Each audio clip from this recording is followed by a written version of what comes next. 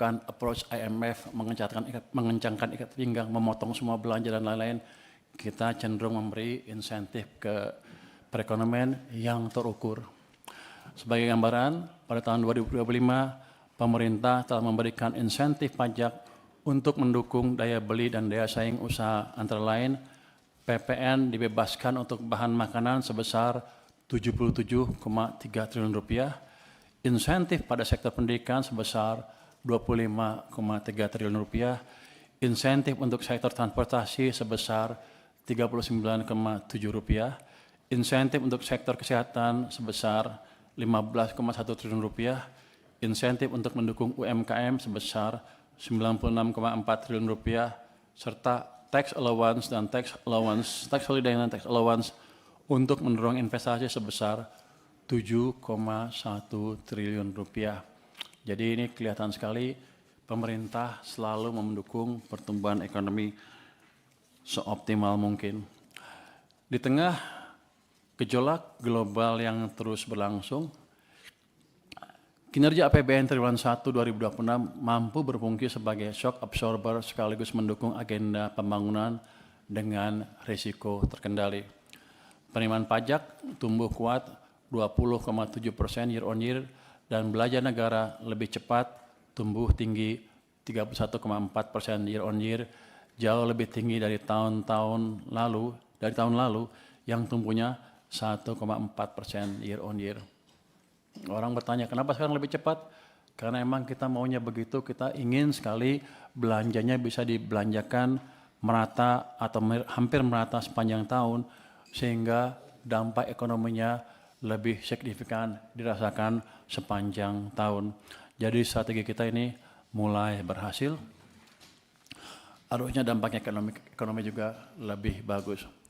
Sampai dengan triwulan 1 2026, pendapatan negara mencapai 574,9 triliun rupiah atau meningkat 10,5%, sementara belanja negara terrealisasi sebesar 815,0 triliun rupiah atau meningkat 31,4%. Dengan demikian, defisit APBN sebesar 240,1 triliun rupiah atau 0,93% terhadap PDB. Jadi ketika ada defisit, masyarakat, bapak-bapak dan ibu-ibu jangan kaget. Memang anggaran kita didesain defisit. Kalau saya belanjakan lebih merata sepanjang tahun kan harusnya di triwulan pertama sekarang lebih besar dibanding triwulan pertama tahun lalu defisitnya. Itu suatu yang normal. Tapi yang jelas kita monitor terus selama setahun akan seperti apa pendapatannya dan belanjanya seperti apa. Jadi kita amat berhati-hati dalam mempertimbangkan hal ini.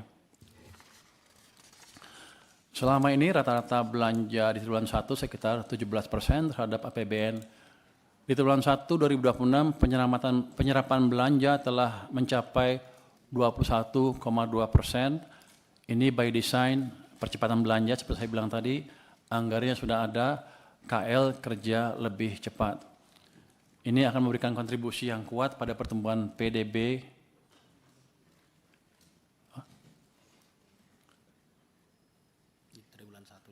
di triwulan 1 2026. Perkiraan dia 5,5%, dia kayaknya takut. Saya minta 5,5 lebih, nggak bisa 5,6. Tulis atau lebih. Atau lebih ya, jadi atau lebih. Mudah-mudahan tercapai, saya pikir kemungkinannya besar sekali tercapai di 5,5 atau lebih ya. Itu mungkin ada sedikit pertanyaan kalau balik ke postur ini. Kalau dengan APBN nggak naik,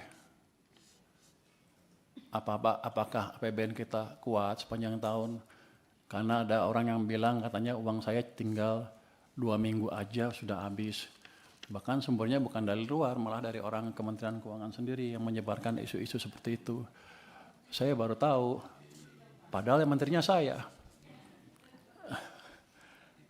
Jadi saya agak bingung, tapi gini. Kita begitu harga minyak naik ke level yang tinggi, kami di Kementerian langsung exercise untuk masing-masing harga sampai 80 kondisi APBN berapa, 90 seperti apa, sampai 100 seperti apa, dan mitigasinya seperti apa. Jadi langkah-langkah yang disebutkan oleh Bapak Presiden dan anggota kabinet yang lain di pengumuman sebelumnya, itu sudah memperhitungkan, dia mungkin nggak ngomongin ya, di kita sudah hitung asumsi harga minyak dunia $100 rata-rata sepanjang tahun 2026, dan dengan exercise tertentu, anggaran bisa kita tekan masih di 2,92% dari PDB. Jadi sepanjang tahun ini dengan harga rata-rata 100 aman. Terus kalau ada orang yang bilang Purbaya nggak punya uang, Menteri Keuangan nggak punya uang, kita dari desain anggaran aja masih di bawah 3%. Selain itu, saya masih punya SAL. Sekarang meningkat rupanya Pak Dolfi, saya juga nggak ngerti, harusnya dihabisin nggak bisa habis rupanya. Ke 420 triliun rupiah. Itu merupakan